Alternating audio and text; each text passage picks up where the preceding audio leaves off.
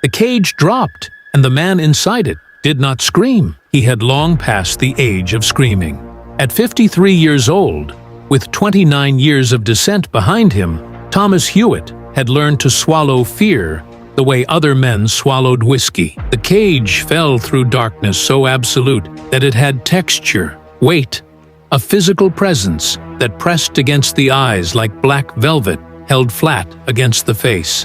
He was at 1,400 feet. He was alone, and the foreman who had ordered him down here would not meet his eyes when he returned, because everyone on the surface of the Clearfield County Colliery knew what Thomas Hewitt did not yet know. The last beam had not simply rotted, it had moved. Pennsylvania, in the latter half of the 19th century, was not merely a state. It was the furnace of a nation in the process of becoming something unprecedented in human history. The anthracite fields of the east and the bituminous seams of the west together made Pennsylvania the single most consequential mining territory on the continent, producing more than 100 million tons of coal annually.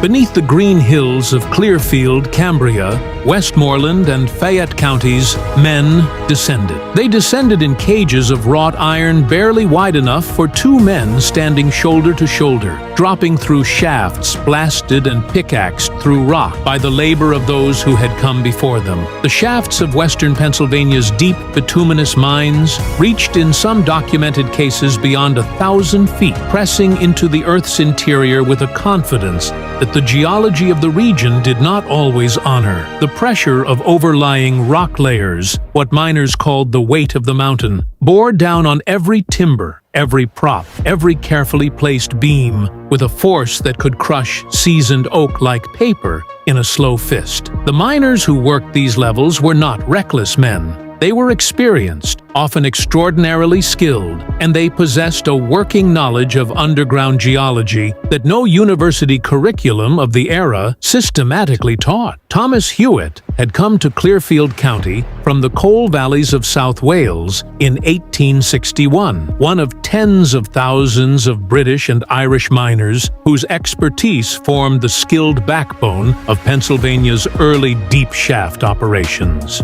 Welsh miners were prized above almost all others for their technical knowledge of gas management, the detection and ventilation of fire damp. Hewitt had survived 2 gas explosions in his working life. He carried the burns on his left forearm with the quiet dignity of a man who understood that survival was not personal achievement, but statistical coincidence. The Morrison shaft had been sunk beginning in 1877. Following the exposure of a bituminous seam of extraordinary thickness and quality at moderate depth during exploratory drilling. The geological strata in the deeper workings showed evidence of ancient fault displacement, layers of rock that did not lie flat and predictable as they had above, but tilted, fractured, and in certain locations invaded by ancient water intrusion. The beams they set at depth required resetting within weeks. Props that should have stood for years were found crushed or tilted by forces that seemed to operate on timescales of hours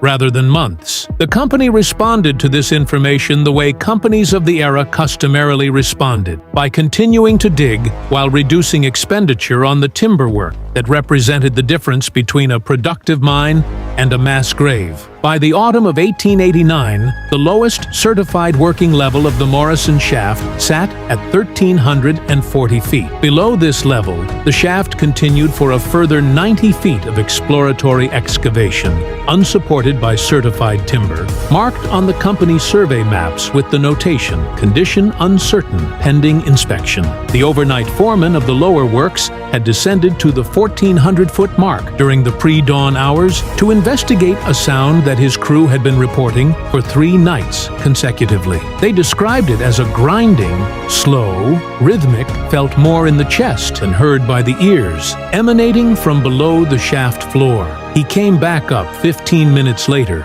with an expression that caused his most experienced man to immediately send the surface signal for the cage. He would say only that the last beam had moved, and that something was beyond it that he could not explain in terms that he trusted himself to use. Hewitt descended at 6:47 in the morning by the foreman's pocket watch. He carried a safety lamp, a clanny-type flame lamp with a wire gauze shield that would dim but not extinguish in the presence of fire damp, giving the carrier between 30 seconds and 3 minutes of warning. He also carried a miner's pick, a coil of thin rope, and the particular quality of attention that deep-shaft men developed across decades. The cage deposited him at the last certified level. He continued downward, on foot, down the exploratory cut, his lamp throwing a circle of amber light roughly 6 feet in diameter into a darkness that absorbed everything beyond its edge absolutely. The grinding sound reached him at approximately 40 feet below the certified level. It was exactly as described: low, physical, something felt in the sternum before it registered in the ears. He identified it immediately, with the professional calm of a man who had felt the mountain breathe before, as roof movement, the slow lateral displacement of overlying strata responding to some change in subsurface pressure. At 65 feet below the certified level, where the exploratory shaft terminated against what the survey maps identified as undifferentiated sandstone, Thomas Hewitt's lamp illuminated the last beam. The sandstone face behind it was cracked along a vertical line approximately 4 feet in length, and through this crack, Hewitt's lamplight found something that he was not prepared by 29 years of underground experience to find. Air moved outward from the crack, not the stagnant, mineral-heavy exhalation of trapped ancient atmosphere, but moving air,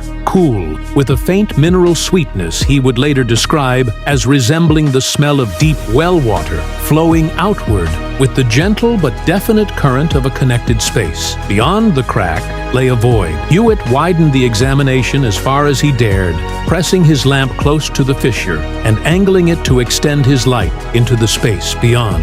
What he saw was a natural cavern of undetermined size, its ceiling beyond his lamp's reach, its floor visible at approximately 12 feet below the shaft termination, smooth with flowstone formation, marked along one wall by a vein of coal so thick, so black, so absolutely unworked that it disappeared into the cavern's interior darkness, like a river disappearing around a bend. The company chose to seal the exploratory section rather than expand it. The deposit was recorded. The cavern was noted. Thomas Hewitt was paid his day's wage. He retired from underground work in 1891, 2 years after his descent. He gave no public interview. He kept no diary that has been recovered. What remains of his story is the inspector's deposition. 12 lines of careful bureaucratic language describing what one man saw at the bottom of the deepest shaft in Clearfield County. The note reads simply, "Cavern of natural formation confirmed at depth. Coal exposure visible. Full extent unknown. The mountain here is not finished." The Morrison Shaft sealed section was never formally reopened, and what lies beyond that final beam is still, to this day, exactly where Thomas Hewitt left it.